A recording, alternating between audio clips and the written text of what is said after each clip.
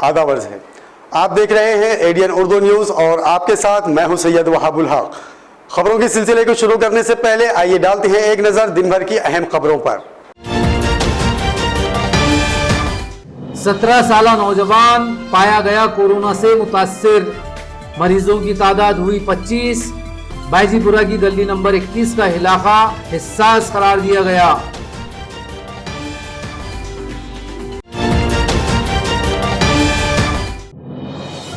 Civil hospital से आई इत्मीनान भरी खबर, कोरोना का एक और मरीज हुआ सेहतयाब।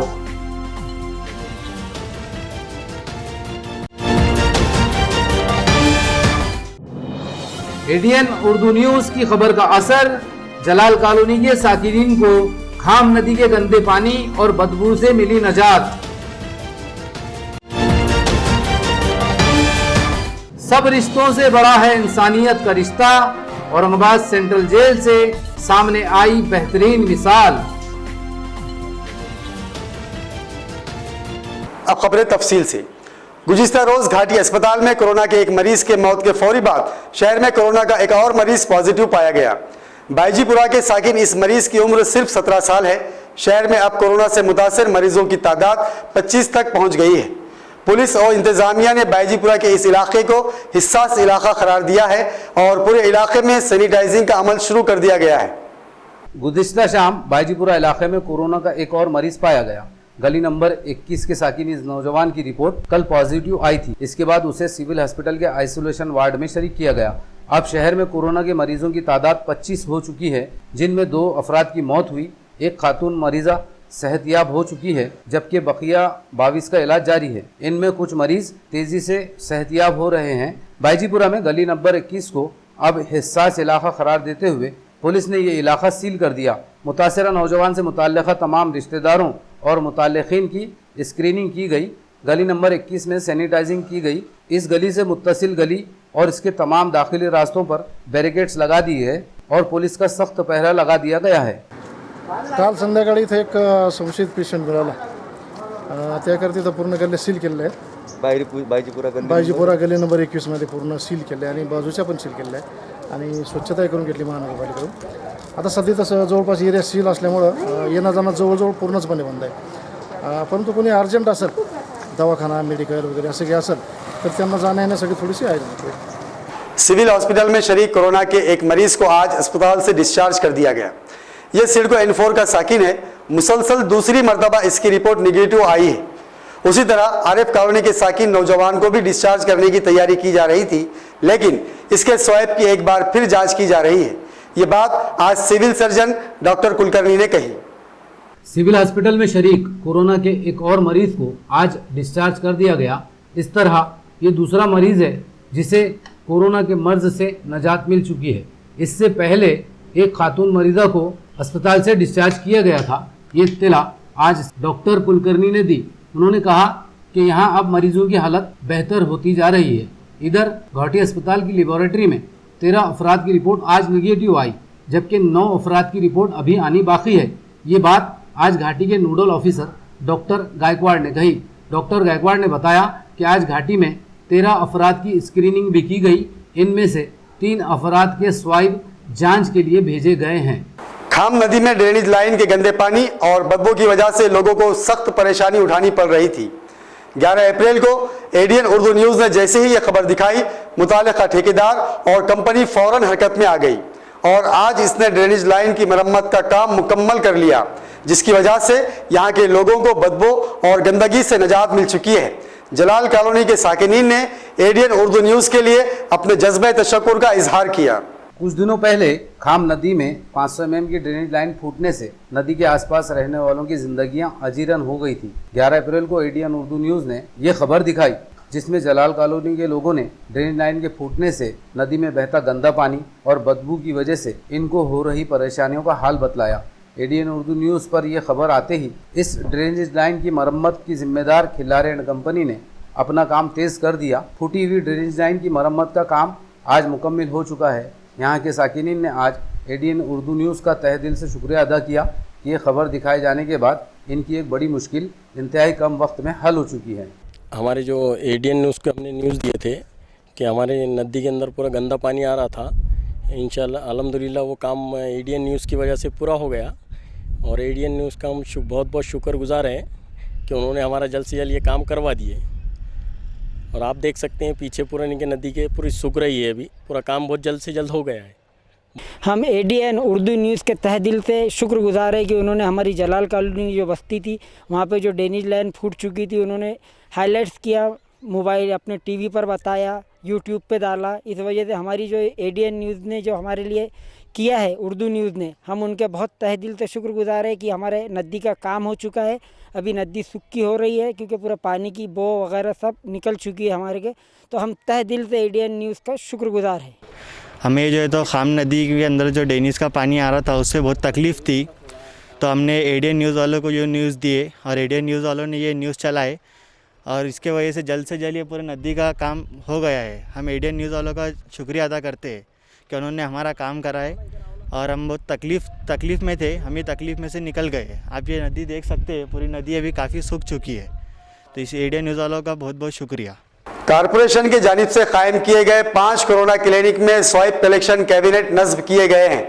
इस कैबिनेट की मदद से मरीजों के स्वाइप जांच के लिए हासिल करने वाले डॉक्टर्स और तिब्बी अमले पर से कोरोनाई जद में आने का खतरा टल गया है। ये कैबिनेट खिले अरग, MGM hospital, Padampura, MIT hostel और कलाग्राम में लगाए गए हैं।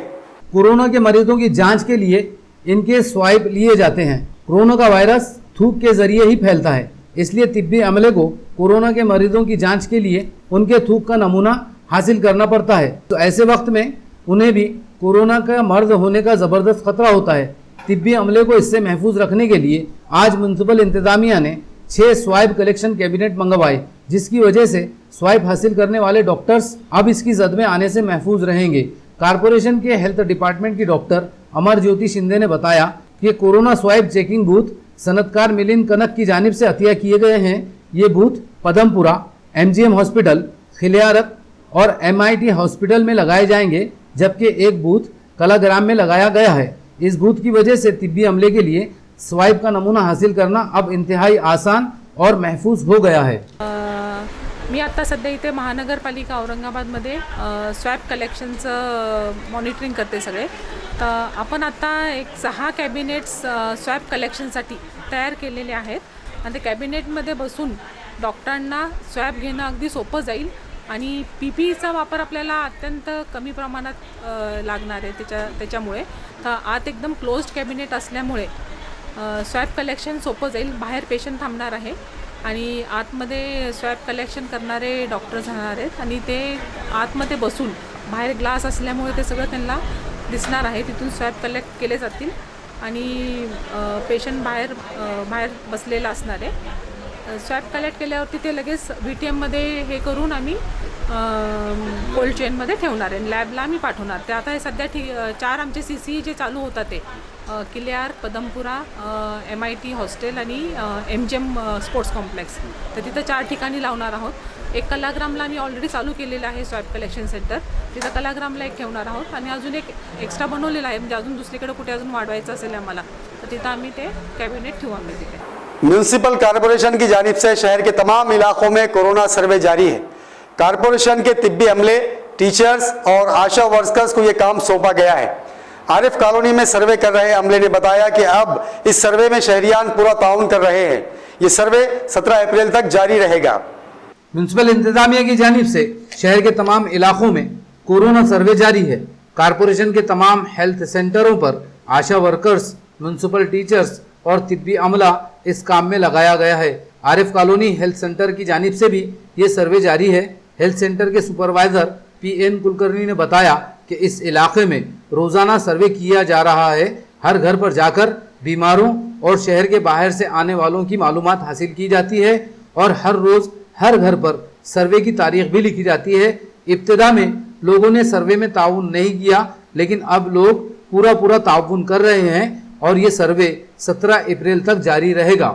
ये एरिया में हमारी 14 टीमें काम कर रही है, 14 टीम काम कर रही है आरिफ कॉलोनी में। हर हाउस 3 तारीख से सर्वे चालू है, डोर टू डोर जा रहे हैं, लोगों से ये पूछताछ की जा रही है और उसके बाद में लोगों का सहकार्य मिल रहा है अच्छा। पहले 2 दिन नहीं मिला, लेकिन बाद में काउंसलिंग करके उनसे हमने ये करे और उनसे मालूमात कलेक्ट करने की कोशिश जारी है। अभी नए पेशेंट अभी हमारे ये अभी हर 16 तारीख से चलेंगे, 17 तारीख से चलेंगे। हाँ। इसमें क्या माहिती गोड़ा कर रहा है? अब इसमें माहिती बोले तो नए पेशेंट है क्या, कोई खांसी है, बुखार है, सांस लेने में तकलीफ है, कोई बाहर गांव से नया आया क्या आपके पास, कोई आपसे बाहर गांव गया क्या कहीं, तो इसकी भी पूरी डिटेल्स हम सर्वे में ले रहे हैं। ऐसी किसी ट्रैवल हिस्ट्री मिली किसी नहीं, अभी तक तो नहीं मिली। और पेशेंट मिले नहीं, कोई नए पेशेंट तो नहीं मिले। नहीं नहीं, ठीक है। और ये आपके साथ जो है ये आशा वर्कर है मेरे साथ पूरे। अच्छा। हाँ, आशा वर्कर की 2-2 जने की टीम बनाई गई। ऐसी 14 टीम आरिफ कॉलोनी, हिलाल कॉलोनी, जलाल कॉलोनी में कार्यरत है।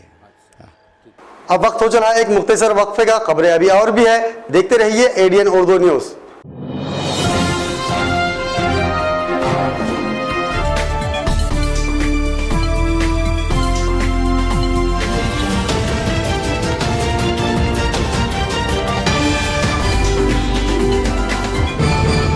नमस्कार, एडीएन दर्शकांना नम्र निवेदन आहे की सरकारने केलेल्या लॉकडाऊनची काटेकोर अंमलबजावणी करा। मित्रांनो, बंधू भगिनींनो, कोरोना हा जीवघेणा विषाणू आहे। जगातल्या अनेक प्रगत देशांनी कोरोना पुढे हात टेकले आहेत, तेव्हा मस्करी नको, घरातच बसा। जोपर्यंत कोरोनाचा धोका टळत नाही तोपर्यंत घरीच बसा। कोरोनाचा विषाणू हा संपर्कातून म्हणजेच स्पर्श झाल्यावरच पसरतो, त्यामुळेच सरकार म्हणते सोशल डिस्टन्सिंग बाळगा, एकमेकापासून किमान 3-4 फुटाचे अंतर ठेवा। जीवनावश्यक वस्तूची खरेदी करण्यासाठी बाहेर जाणार असाल तर तोंडाला मास्क लावा। महत्त्वाचे म्हणजे बाहेरून आल्यावर आपले हात साबणाने स्वच्छ धुवा। साबण लावून अर्धा मिनिटभर हातावर हात रगडा, मग चांगले धुवून काढा। चेहऱ्याला वारंवार हात लावू नका, नाक, तोंड, डोळ्यांना हात लावू नका। मास्कचा वापर झाल्यावर त्याची विल्हेवाट लावा। सर्वात चांगला उपाय मास्क जाळून टाकणे हा आहे। शिंक किंवा खोकला आल्यास तोंडावर हात ठेवून किंवा चेहरा झाकून शिंका। आपल्याला ताप, सर्दी असेल तर दुसऱ्या कोणाच्याही जवळ जाऊ नका। त्याचबरोबर आजारी अथवा कोरोना बाधित व्यक्तीच्या अजिबात जवळ जाऊ नका। डॉक्टरांच्या सल्ल्याशिवाय स्वतःच कुठल्याही गोळ्या, औषध घेऊ नका। कोरडा खोकला, ताप, श्वास घेण्यास त्रास यासारखी लक्षणे आढळून आल्यास त्वरित शासकीय रुग्णालये, मनपाची आरोग्य केंद्रे किंवा नजीकच्या डॉक्टरकडे जा।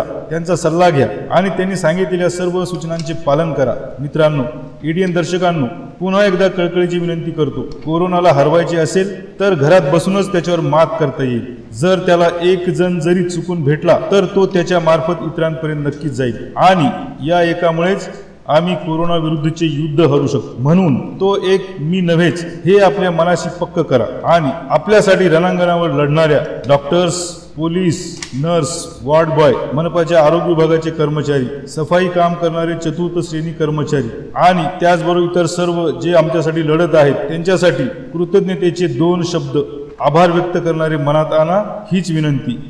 नमस्कार।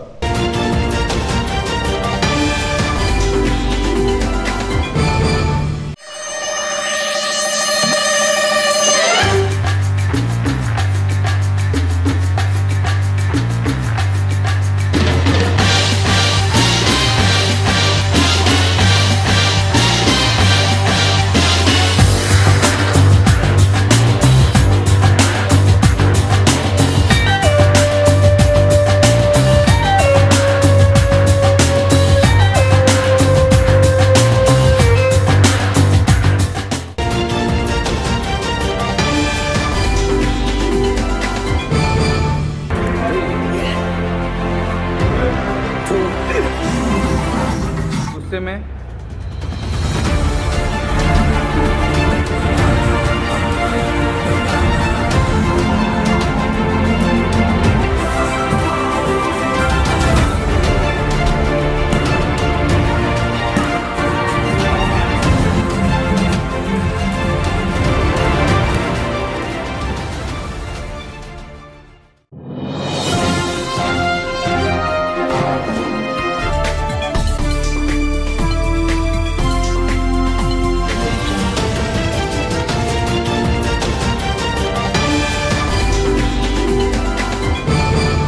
नाजरीन, वक्फे के बाद दोबारा आप सभी का खैर मकदम है।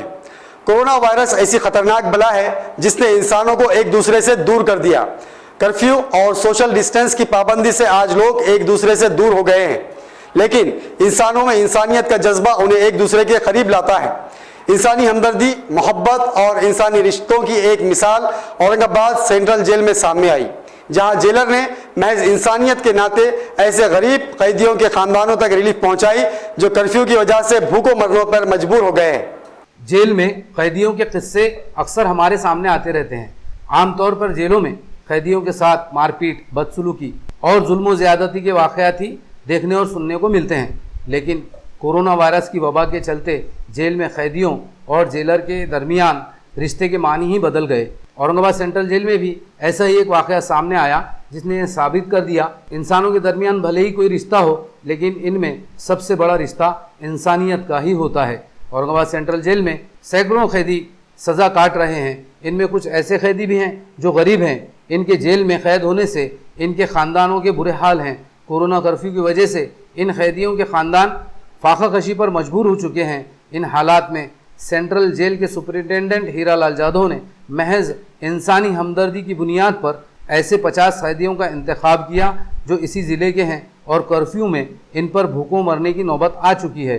जेल सुपरिटेंडेंट हीरालाल जाधव ने लीला देवी हरकचंद लोढ़ा चैरिटेबल ट्रस्ट से बात करके उन्हें मदद के लिए आमादा कर लिया।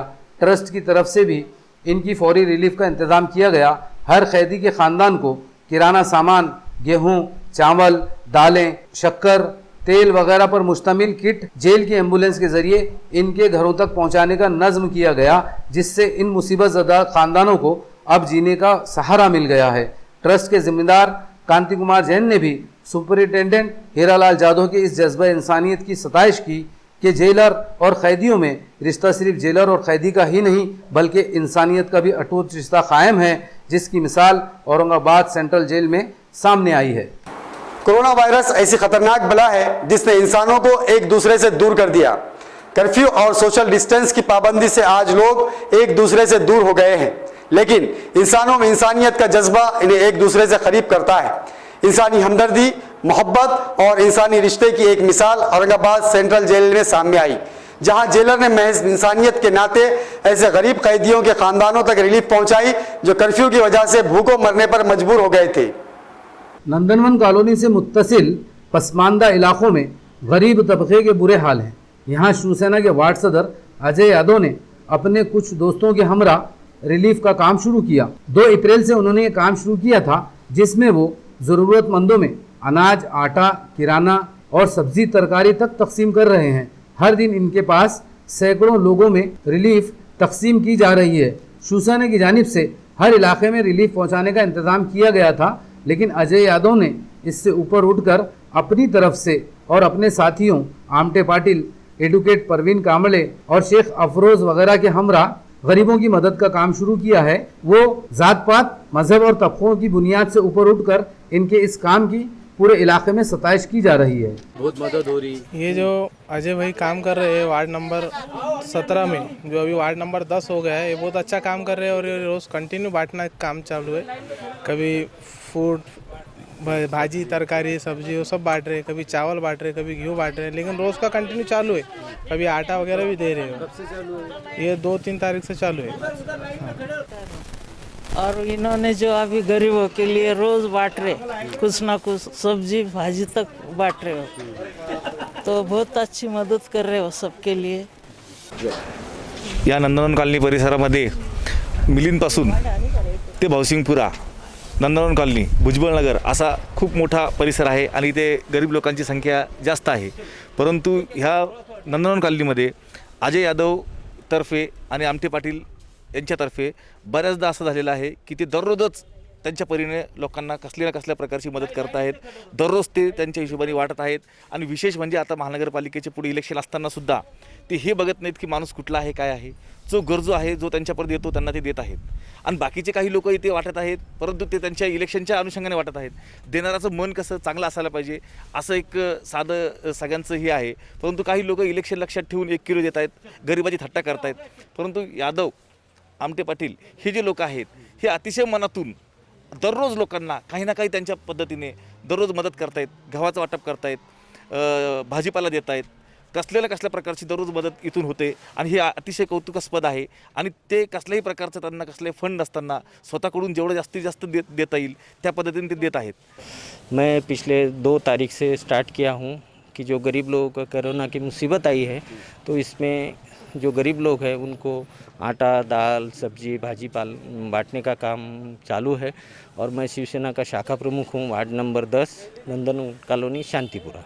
मेरे साथ में हमारे दोस्त आमटे पाटिल है, अर्जुन है और क्या नाम वकील साहब है, हमारे गिरनी वाले हैं और बाकी के रिजवान भाई है हमारे को मदद करने के लिए। और हमारे पास कास्टिज़म नहीं है कि ये हिंदू है ये मुस्लिम है, हम हर समाज के लोगों को किसी का आधार कार्ड नहीं ले रहे, किसी का कुछ देख नहीं रहे और जो आ गया अपने पास में उसको सामान दे रहे। नंदनवन कॉलोनी वार्ड नंबर 10 में शिवसेना के वार्ड सदर अजय यादव ने रिलीफ का काम शुरू किया है। उनकी जानिब से बिला लिहाज मजहब व मिल्लत ज़रूरतमंदों में अनाज, किराना और सब्जी तरकारी भी तकसीम की जा रही है। आसपास के पसमानदा बस्तियों के सैकड़ों ज़रूरतमंद उनके पास पहुंच रहे हैं। अजय यादव ने एडीएन उर्दू न्यूज़ से बात करते हुए कहा कि वो ये काम कर्फ्यू खत्म होने तक जारी रखेंगे। कोरोना की वजह से आए दिन हालात मुश्किल तर होते जा रहे हैं। ऐसे हालात में मुख्तलिफ शोबों में इमदादी काम करने वाली तंजीमें भी अब मुसीबत ज़दा लोगों की मदद का काम कर रही हैं। Aurangabad educational and welfare society भी ऐसी ही एक तंजीम है जो तिब्बी शोबे में सरगर्म है। लेकिन आज इन संगीन हालात में ये तंजीम अब शहर के पसमानदा इलाकों में सैकड़ों अफराद को रोज़ाना खाना खिलाने का नज़्म कर रही है। सोसाइटी ने शाह बाजार में कम्युनिटी किचन कायम किया है। सोसाइटी के सदर शेख इमरान ने बताया कि 25 मार्च से रोज़ पसमानदा इलाकों में हर घर तक खाना पहुंचाया जा रहा है। फ़कीरवाड़ी, हीनानगर और इनसे मुत्तसिल दीगर इलाकों में ये काम जारी है। उन्होंने कहा कि जब तक कर्फ्यू कायम रहेगा तब तक सोसाइटी की जानिब से मदद का ये काम भी जारी रहेगा। ये इस मुसीबत के वक्त में Aurangabad educational and welfare society ने खाने का भी इंतज़ाम किया है। हम लोग जो इलाके हैं जहाँ पे लेबर लोग रोज़मर्रा का काम करते हैं, कमाते हैं, उनके पास आज खाने को पैसा नहीं है ख़रीदने के लिए भी और तकलीफ़ों का वक्त है ये बहुत। ऐसे लोगों के लिए हम लोग रोज़ पिछले महीने की 25 तारीख से हमारे पास खाने का इंतज़ाम किया जा रहा है। रोज़ 1 कुंटल खाना बन रहा है और ये उन इलाकों में ले जाके डोर टू डोर तकसीम किया जा रहा है जहाँ पे ये लोग परेशान हैं, बेहाल। कोरोना कर्फ्यू के निफाज को आज 22 दिन हो गए हैं। इस दौरान पूरे शहर में सख्त बंदोबस्त के जरिए लोगों को घरों में रहने के लिए पाबंद किया जा रहा है। कर्फ्यू का असर भी बढ़ता नजर आ रहा है, जिसकी वजह से शहर में अब सिर्फ वो लोग नजर आते हैं जो किसी खास जरूरत से घर से निकलते हैं, जबकि आमतौर पर पुलिस के जवान और सन्नाटा ही नजर आता है। कोरोना कर्फ्यू का आज 22वां दिन है। गुज़िश्ता 22 दिन से हुकूमत व इंतजामिया हिफाजती इक़दामात के जरिए और लोग इन पर अमल करके इस खतरनाक वबा का पूरी तरह मुकाबला कर रहे हैं। पहले 24 अप्रैल तक कर्फ्यू का ऐलान किया गया था, लेकिन वायरस के फैलते असरात और मरीजों की बढ़ती तादाद को देखते हुए इसे 30 अप्रैल तक बढ़ा दिया गया। इसके फौरी बाद मरकजी हुकूमत ने तीसरी बार कर्फ्यू की मुद्दत 3 मई तक बढ़ा दी। पुलिस व इंतजामिया कर्फ्यू की पाबंदी के लिए दिन रात कोशा हैं। इसी तरह शहरियान भी इनका पूरा साथ दे रहे हैं। पूरे शहर में पुलिस का सख्त बंदोबस्त रखा गया है। इसके साथ ही कर्फ्यू तोड़ने वालों पर केस दर्ज किए जा रहे हैं। गाड़ियों की जब्ती और जुर्माना भी वसूल किया जा रहा है। चंपा चौक समेत दीगर इलाकों में आज भी पुलिस का इंतहाई सख्त बंदोबस्त देखा गया और लोग भी अब सिर्फ इंतहाई ज़रूरी कामों से घरों से बाहर निकलते नजर आ रहे हैं।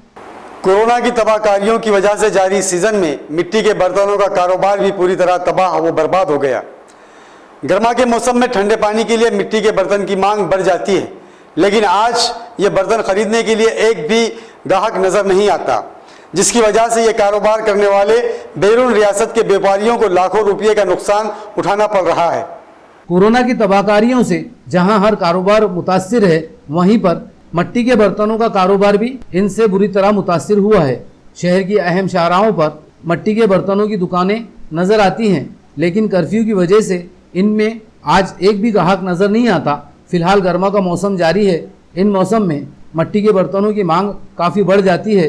बैरून रियासत से यहाँ आए एक व्यापारी केशव कुमार सिंह ने बताया कि इस सीज़न में इनका एक भी बर्तन अभी तक नहीं बिका। इन्होंने जो कारोबार यहाँ लगाया था, इससे अब तक इन्हें 2.5 लाख रुपए के करीब नुकसान हो चुका है। उन्होंने कर्ज लेकर मट्टी के बर्तन बनाए थे, लेकिन कोरोना कर्फ्यू की वजह से इनका कारोबार बंद है। इसके अलावा इनके साथ जो मजदूर हैं, इनकी तनख्वाहें और खाने पीने के लिए भी इन पर भारी खर्च करना पड़ता है, जिसकी वजह से इस साल इनका भारी नुकसान हुआ है। हम लोगों को बहुत मजबूरी है, कारण कि हम लोग कुम्हार लोग हैं।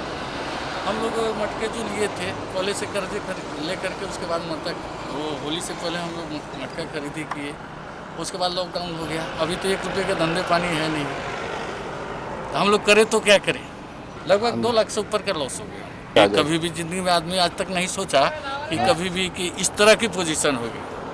और आज तो ऐसा है कि अपने को खाने पर भी लालच पड़ी हुई है, और कर्जे कैसे फिरेगा ये भी सोचना पड़ रहा है कि कैसे क्या फिरेगा। इसलिए कि धंधे पानी है नहीं, पूरे माल आप देख ही रहे हैं कैसे क्या है। सो जब नहीं बिकेगा तो कर्जे कहाँ से वापस करना। हुकूमत ने किराना और मेडिकल स्टोर की तरह फल फरोशों को भी कारोबार की इजाज़त दी है, लेकिन कर्फ्यू की वजह से संगीन हालात में आज फल के खरीदारों में ज़बरदस्त कमी आई है।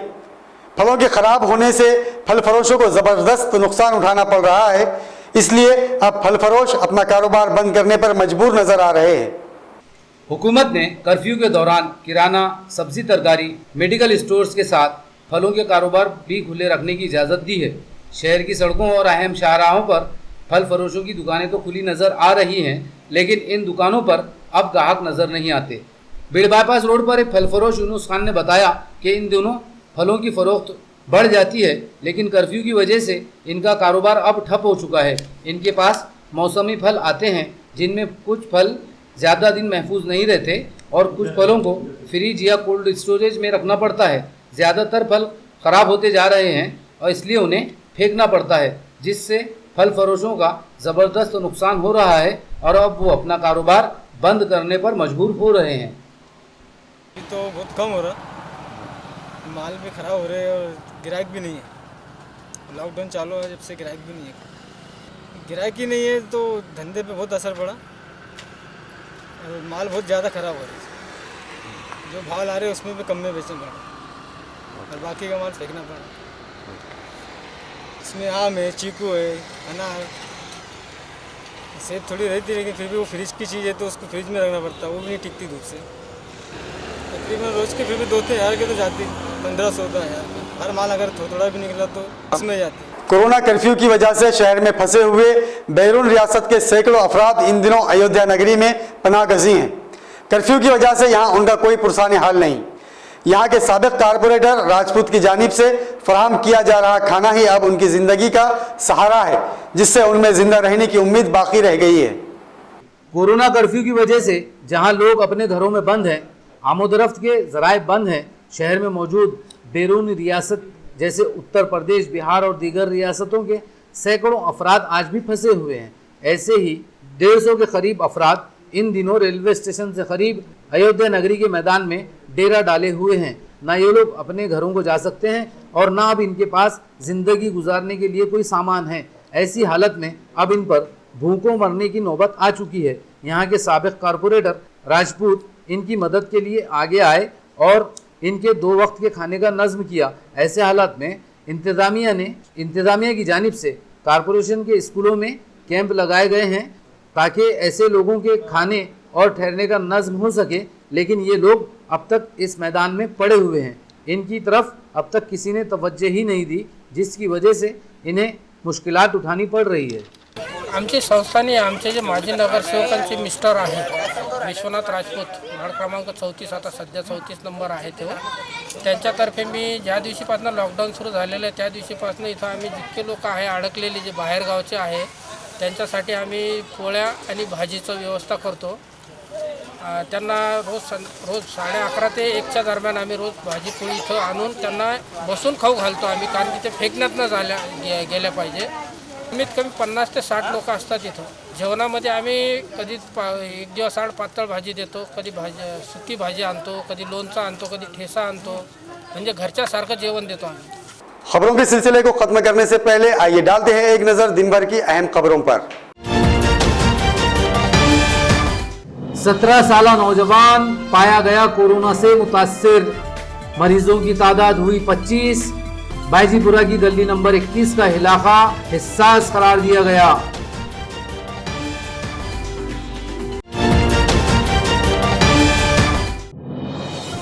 सिविल हॉस्पिटल से आई इत्मीनान भरी खबर, कोरोना का एक और मरीज हुआ सेहतयाब।